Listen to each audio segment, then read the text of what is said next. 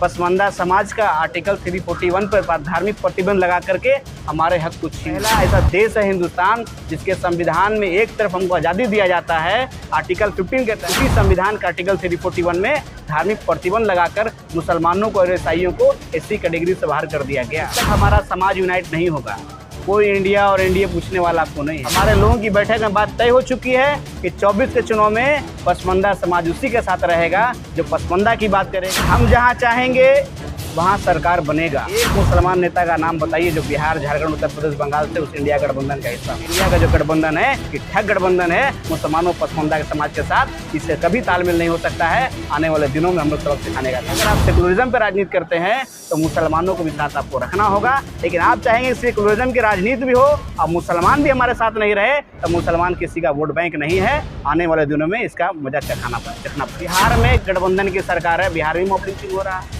झारखंड में गठबंधन की सरकार है, झारखंड में मॉब लिंचिंग हो रहा है।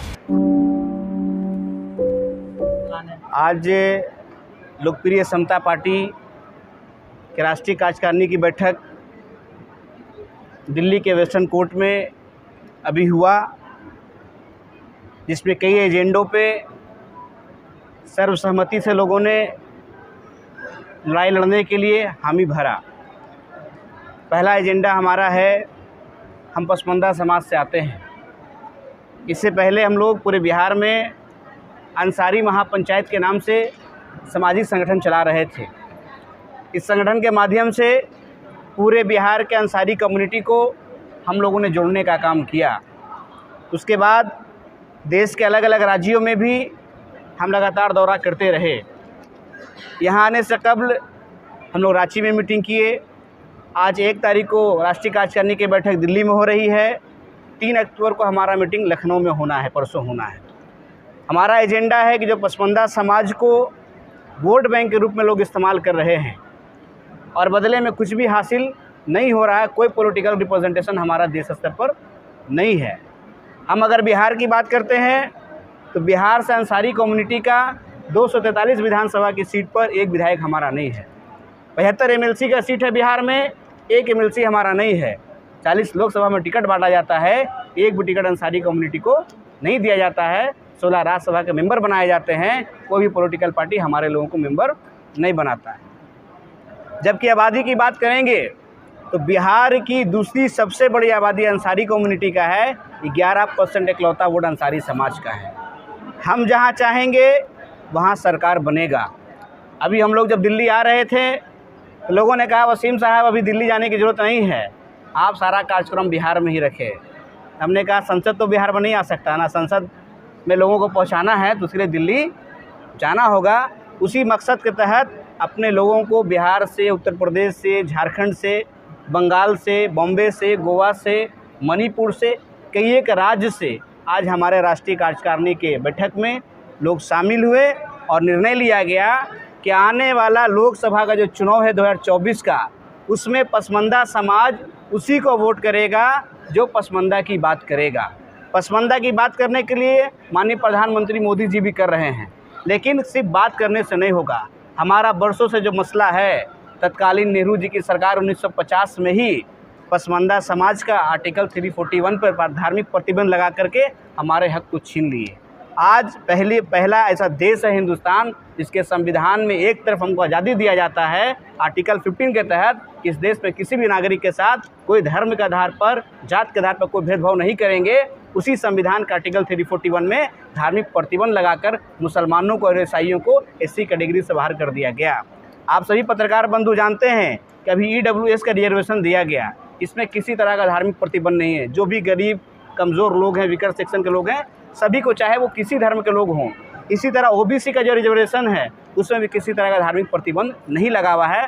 अलग अलग राज्यों में EBC भी है, वहाँ भी किसी भी तरह का धार्मिक प्रतिबंध नहीं लगा हुआ है। इसी तरह ST का जो रिजर्वेशन है, ST के रिजर्वेशन में भी कोई धार्मिक प्रतिबंध नहीं लगा हुआ है, लेकिन SC का जो रिजर्वेशन है उसमें धार्मिक प्रतिबंध लगा हुआ है कि SC का रिजर्वेशन उसी को मिलेगा जो हिंदू होगा। उसके बाद 1956 में एक अमेंडमेंट हुआ, सिख लोगों को शामिल किया गया। 1990 में दूसरा अमेंडमेंट हुआ, बौद्ध धर्म के लोगों को शामिल किया गया, लेकिन आज तक मुसलमानों को और ईसाइयों को इसमें शामिल नहीं किया गया। आज हमारा एजेंडा पास हुआ है पूरे देश में लोकप्रिय समता पार्टी आर्टिकल 341 में लगे धार्मिक प्रतिबंध को हटाने को लेकर आंदोलन करेगा। जी सर, आपने कहा कि 40 सीटों पर चुनाव लड़ेंगे, किसके साथ आप लोग लड़िएगा, इंडिया के साथ या एनडीए के साथ? देखिए, अभी तो हम लोग अपनी ताकत को एकजुट कर रहे हैं। बिहार, झारखंड, उत्तर प्रदेश, बंगाल, दिल्ली जैसे जगहों पे हमारा कार्यक्रम हो रहा है। जब तक हमारा समाज यूनाइट नहीं होगा, कोई इंडिया और एनडीए पूछने वाला आपको नहीं है। इंडिया के लोग और एनडीए के लोग सिर्फ मुसलमानों और पसमानदा के वोट को सिर्फ इस्तेमाल करता है, अधिकार को देने के लिए तैयार नहीं है।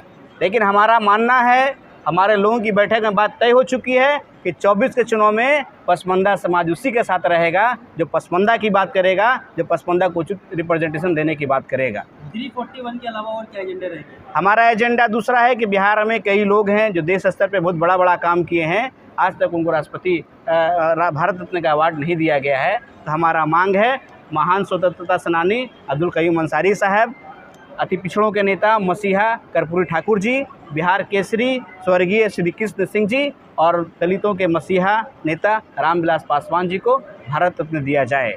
एक हमारा डिमांड और है कि देश स्तर पर आज युवा दर दर भटक रहा है। बेरोजगारी की बात सब करते हैं, उनके एम्प्लॉयमेंट के लिए सब लोग नारा देते हैं, लेकिन जो भी सरकार बनता है उस पर ध्यान नहीं देता है।